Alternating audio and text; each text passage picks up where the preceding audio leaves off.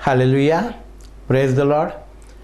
आज या वेबसाईटवरती मराठी विभागामध्ये मी पास्टर राठोड तुमचे स्वागत करत आहोत. मराठी विभागामधून मी तुमच्यासाठी काही संदेश आणलेले आहेत आणि त्याच्यावरचा पहिला संदेश मी तुम्हाला देणार आहे. त्याचं नाव आहे निष्फळ अंजीराचा दाखला.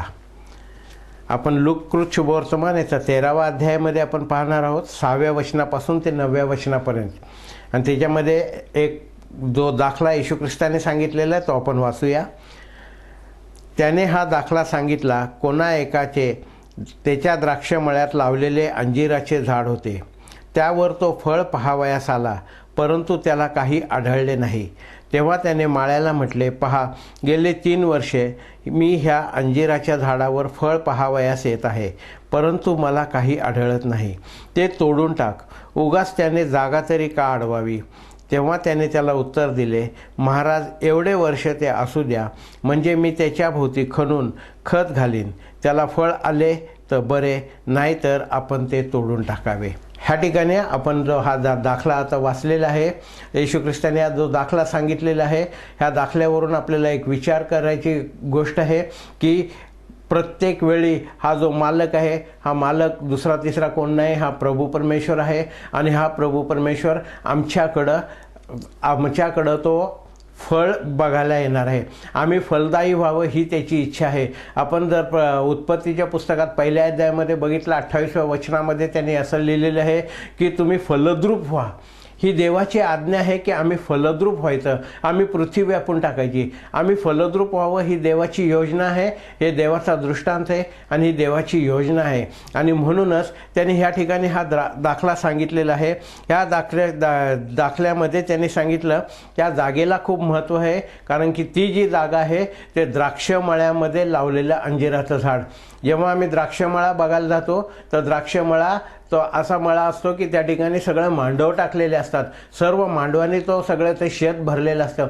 आणि अशा ह्याच्यामध्ये तो एक अंजिराचं झाडसुद्धा त्या ठिकाणी आहे. आणि हे जे अंजिराचं झाड आहे, हा द्राक्षमळा हे जग आहे. आणि ह्याच्यामध्ये जो अंजिराचं झाड आहे, तो अंजिराचं झाड मी आहे, तो अंजिराचं झाड तुम्ही आहे. आपण प्रत्येकजण तो अंजिराचं झाड आहोत. आणि हा देवाची इच्छा आहे की आम्ही फलद्रूप व्हावं. ह्या जगामध्ये मळ्यामध्ये द्राक्ष किती आलेले आहेत हे मालक बघत नाही, तर मालक बघतो की तुम्ही किती फलद्रूप आहात, मी किती फलद्रूप आहे, अंजिराचं झाड किती फलद्रूप आहे. ह्या संपूर्ण जगामध्ये तुम्ही आणि आम्ही खूप महत्त्वाचे आहोत. आणि म्हणूनच आज त्या येशू ख्रिस्तांनी जो दाखला सांगितला आहे, त्या दाखल्यामध्ये त्यांनी हेच दाखवलं आहे की ह्या संपूर्ण द्राक्षमळ्यामध्ये एक अंजिराचं झाड आहे. ह्याच्यामध्ये दुसरी गोष्ट आहे की त्याचा मालक त्या झाडावरती फळ बघायला आलेला आहे, परंतु त्याला काही आढळलं नाही.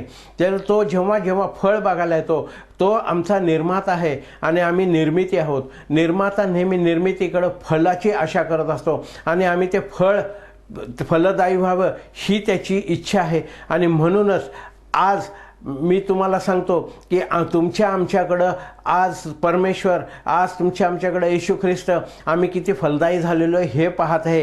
ह्याच्यामध्ये त्यांनी लिहिलेलं आहे की माळ्याला तो बोलतो की गेले 3 वर्षे झाले, 3 वर्षे मी ह्या ठिकाणी येतो, 3 वर्षे झाले मी ह्या झाडावरती फळ पाहत आहे, परंतु ह्या झाडाला एकही फळ आलेलं नाही. जर आपण त्या दृष्टिकोनातून जर बघितलं, ह्या अंजिराच्या झाडाचं जर वय आपण बघितलं, तर ह्या अंजिराच्या झाडाचं वय 6 वर्ष असावं.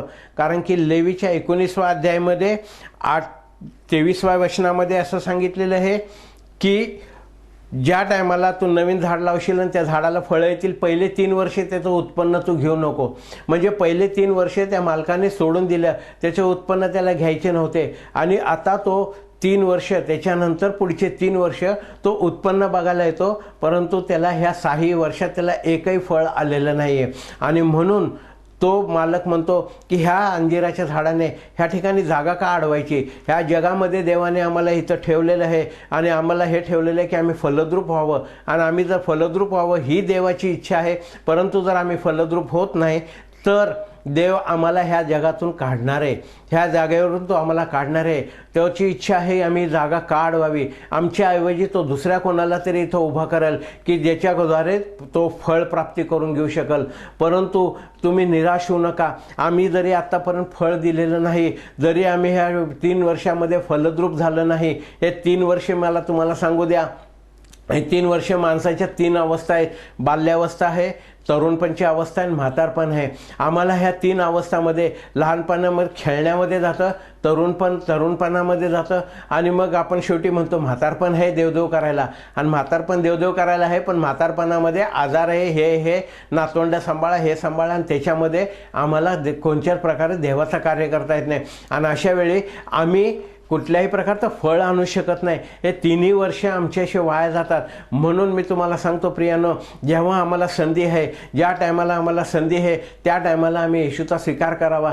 त्या टायमाला आम्ही येशूसाठी उभं राहावं, त्याच्या सेवेमध्ये उभं राहावं, आणि आम्ही त्याच्यासाठी फलदायी जीवन करावं. जर आमच्या जीवनामध्ये फळ नाही आहे तर तो आम्हाला इथून काढून टाकणार आहे. परंतु निराश होऊ नका. आजपर्यंत जर तुम्ही फलदायी जीवन नाही केलेलं, जर आजपर्यंत तुम्ही तारणाच्या मार्गाने गेलेला नाहीये, आजपर्यंत जर तुम्ही येशूला आपला प्रभू म्हणून स्वीकारलं नाही, तर तुम्ही त्याच्याबद्दल निराश होऊ नका. जर तुम्ही म्हणाल की प्रभू आल्यानंतर माझ्याकडे फळ नाही, मी काय करू, परंतु तुम्ही काळजी करू नका, कारण की त्याच्या पुढं आपल्याला एक गोष्ट सांगितलेली आहे की माळी त्याला काय उत्तर देतो. 8व्या वचनामध्ये त्याने सांगितलं, महाराज एवढे वर्ष त्याला असू द्या, महाराज एवढं वर्ष त्याला असू द्या.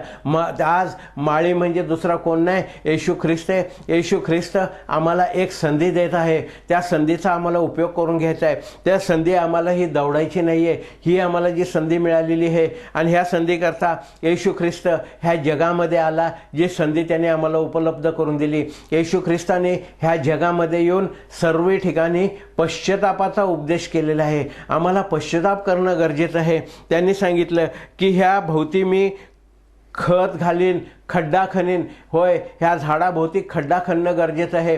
खड्डा खणणं म्हणजे हे पश्चातापाचं चिन्ह आहे. खड्डा करणं म्हणजे पश्चाताप, आणि हा पश्चाताप करायला, पश्चातापाचा संदेश देणार येशू ख्रिस्त आम्हाला पश्चातापाचा सहाय्य करणार. येशू ख्रिस्त आम्हाला पश्चाताप करण्यासाठी संधी देणार आहे. आणि दुसरं गोष्ट, खत घालेल. खत म्हणजे खाद्य, झाडाचं खाद्याला खत म्हणतात. आज आम्हाला हे खत म्हणजे हे देवाचं वचन, हे खाद्य आहे, हे देवाचं वचन आहे, ज्याला मान्ना म्हटलेलं आहे. त्या मान्याने तो आमचे पोषण करणार. आणि मग ह्या जो आमचा जो झाड आहे, आमचं जीवनरूपी झाड आहे, ह्या झाडाला तो स्ट्रॉंग बनवणार. ह्या झाडाला आम्हाला तो काय करणार आहे की फलद्रूप होण्याकरता तो आम्हाला शक्ती देईल. आणि मग आम्ही पश्चाताप करून येशूचा वैयक्तिक तारणारा म्हणून स्वीकार करायचा आहे. आणि मग त्याच्यानंतर आम्ही जेव्हा पश्चाताप करून येशूचा तारणारा म्हणून स्वीकार करू, आमचं तारण होईल. आणि त्याच्यानंतर पवित्र आत्मा आमच्यामध्ये येईल. आणि पवित्र आत्म्यानंतर गलती कराच्या 5व्या अध्यायामध्ये 22-23 अध्यायामध्ये लिहिलेले ते 9 फळं ते आमच्या ठाई दिसून येतील. आणि मग जेव्हा येशू जेव्हा बी पुन्हा येईल, त्या टायमाला आमचं जीवन फलद्रूप असं दिसेल. आणि करंथीकरच्या पुस्तकामध्ये लिहिल्याप्रमाणे प्रीती हे श्रेष्ठ फळ आहे. आणि हे प्रीतीचं फळ आमच्यामध्ये दिसून येणे खूप महत्त्वाचं आहे. कारण की योहानाच्या पुस्तकामध्ये, योहानाच्या पत्रामध्ये त्यांनी लिहिलेले आहे की देव प्रीती आहे, आणि प्रीती हे फळ आमच्यामध्ये आहे, म्हणजे देव आमच्यामध्ये आहे. म्हणून येशू जसं बोलला की ज्यांनी मला पाहिले त्यांनी पित्याला पाहिले. जर प्रीती हे फळ माझ्यामध्ये आहे, तर मी हक्काने बोलू शकतो की ज्यांनी मला पाहिले त्यांनी येशूला पाहिले. धन्यवाद. आपण प्रार्थना करूया. येशू ख्रिस्ताच्या नावाने प्रभू तुझ्या पवित्र चरणाजवळ येतो. प्रभू तुझ्या वचनाद्वारे प्रभू परमेश्वरा तू आमची भेट घेतली. ओ प्रभू परमेश्वर बापा, आम्ही जरी आजपर्यंत फलदायी नव्हतो, तरी तू आमच्यासाठी एक संधी ठेवलेली आहे, म्हणून आम्ही तुझे आभार मानतो. प्रभू त्या संधीचा फायदा घेण्यासाठी तो आम्हाला सहाय्य मदत कर. ओ प्रभू परमेश्वर बापा, तो पश्चातापाचा संदेश तो आम्हाला दे. प्रभू पश्चातापाचा आत्मा तो आम्हाला घाल माझ्या देवा. आणि प्रभू परमेश्वर बापा, आम्ही पश्चाताप पाहून प्रभू येशूला प्रभू असं स्वीकारून प्रभू परमेश्वर बापा त्याच्यावरती विश्वास ठेवून प्रभू आम्ही तारण प्राप्त करून घ्यावं, म्हणून तो आम्हाला सहाय्य मदत कर. प्रभू परमेश्वर बापा, आमचं जीवन आम्ही तुझ्या हातामध्ये देतो. तू आम्हाला पुन्हा एक संधी देत आहे, म्हणून त्या संधीबद्दल आम्ही तुझे आभार मानतो, धन्यवाद करतो, गौरव देतो. येशू ख्रिस्ताच्या नावाने प्रार्थना केली म्हणून तो ऐक. आमेन.